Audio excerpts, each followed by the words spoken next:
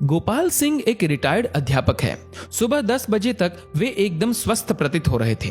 शाम के 7 बजते बजते तेज बुखार के साथ साथ वे सारे लक्षण दिखाई देने लगे जो एक कोरोना पॉजिटिव मरीज के अंदर दिखाई देते हैं। परिवार के सदस्यों के चेहरों पर खौफ साफ दिखाई पड़ रहा था। उनकी चारपाई घर के एक पुराने बड़े से बाहरी कमरे में डाल दी गई, जिसमें इनके पालतू कुत्ते मार्शल का बसेरा है। गोपाल जी कुछ साल पहले एक छोटा सा घायल पिल्ला सड़क से उठाकर लाए थे और अपने बच्चे की तरह उसे पाला और उसका नाम रख दिया मार्शल। इस कमरे में अब गोपाल जी, उनकी चारपाई और उनका प्यारा मार्शल है। दोनों बेटों बहुओं ने दूरी बना ली और बच्चों को भी पास ना जाने के निर्देश दे दिए गए। सरकार द्वारा जारी किए गए नंबर पर फोन करके सूचना दे दी गई। खबर मोहल्ले भर में फैल चुकी थी, लेकिन मिलने कोई नहीं आया। साड़ी के पल्ले से मुंह लपेटे हुए, हाथ में छड़ी लिए पड़ोस की कोई एक बूढ़ी अम्मा आई और गोपाल जी की पत्नी से बोली, अरे कोई इसके पास दूर से खाना ही सरका दो, वे अस्पताल वाले तो इसे भूखा ही ले जाएंगे उठा के। अब प्रश्न ये था कि उनको खाना देने के लिए कौन जाए। बहुओं ने खाना अपनी सास को पकड़ा दिया।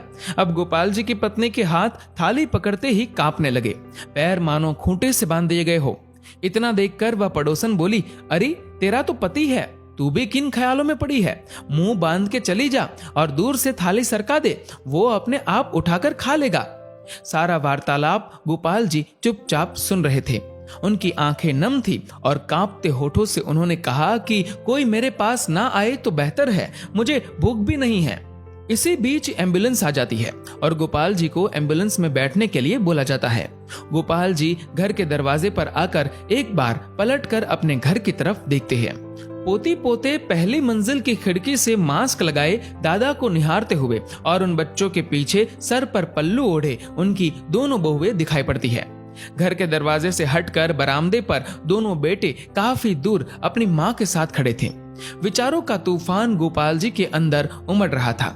उनकी पोती ने उनकी तरफ हाथ हिलाते हुए टाटा एवं बाय बाय कहा। एक क्षण को उन्हें लगा कि जैसे जिंदगी ने अलविदा कह दिया हो। गोपाल जी की आंखें लबलबा उठी। उन्होंने झुककर अपने घर की दहलीज को चूमा और एम्बुलेंस में जाकर बैठ गए। उनकी पत्नी ने तुरंत पानी से भरी बाल्टी घर की उस दहलीज पर डाल दी जिसको गोपाल जी चूमकर एम्बुलेंस में बैठे थे। इसे तिरस्कार कहो या मजबूरी, लेकिन यह दृश्य देखकर कुत्ता भी रो पड़ा और उसी एम्बुलेंस के पीछे पीछे हो लिया जो गोपाल जी को अस्पताल लेकर जा रही थी। गोपाल जी अस्पताल में 14 दिनों के ऑब्जर्वेशन पीरियड में रहे। दोबारा टेस्ट किया गया तो उनकी रिपोर्ट सामान्य थी। उन्हें पूर्णतः स्वस्थ घोषित करके छुट्टी दे दी गई। जब वह अस्पताल से बाहर निकले तो उनको अस्पताल के गेट पर उनका कुत्ता मार्शल बैठा दिखाई दिया। दोनों एक दूसरे से लिपट गए। एक की आंखों से गंगा तो एक की आंखों से यमुना बहे जा रही थी।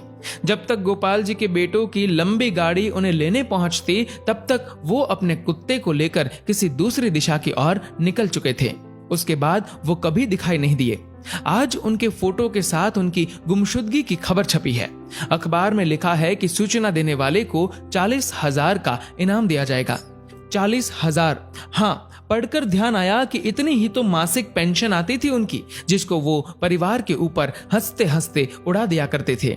एक बार आप गोपाल जी की जगह पर स्वयं को रखकर देखो। कल्पना करो कि इस कहानी में गोपाल जी का किरदार आप हो। आपका सारा अहंकार और सब मोह माया खत्म हो जाएगी। हे कोरोना, तू पूरी दुनिया में मौत का तांडव कर रहा है, पर सचमुच में तूने जीवन का सार समझा दिया है। तेरे लिए अमीर गरीब, छोटा बड़ा, स्त्री पुरुष, राजा रंक कोई भेदभाव नहीं, सब एक समान है। इसीलिए मैं आपसे निवेदन करता हूँ कि कुछ पुण्य कर्म कर लिया कीजिए। जीवन में कुछ नहीं है, कोई अपना नहीं है। जब तक स्वार्थ है तभी तक आपके सब है। जीवन एक सफर है, मौत उसकी मंजिल है। मोक्ष का द्वार कर्म है, यही सत्य है।